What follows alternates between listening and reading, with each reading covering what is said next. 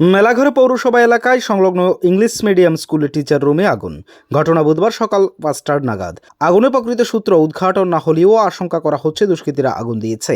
একাংশের অভিমত, স্কুলকে বদনাম করার জন্যই এই কাণ্ড সংঘটিত করা হয়েছে। যদিও বিভিন্ন সময়ে মেলাঘর ইংলিশ মিডিয়াম স্কুলে বিভিন্ন বিষয় নিয়ে বিভিন্ন অভিযোগ উঠে আসছে সংবাদ মাধ্যমে।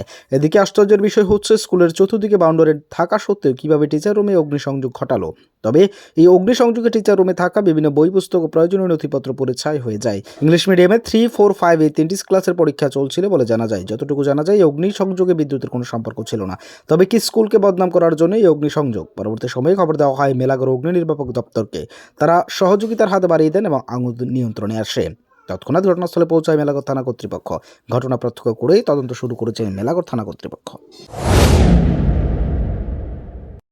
স্কুল তো জানি মেলাঘর ইংলিশ মিডিয়াম স্কুল। আমি সকালবেলা প্রায় 20-25 বাজে আমার ভিতরে রয়েছেন শ্রী উৎপল দাস আমাকে ফোন করে জানাইছে, সকালবাবু আপনি কী করতেছেন? আমি ড্রেস করতেছি, স্কুল আসতেছি। তো লেবাররা উঠেছে,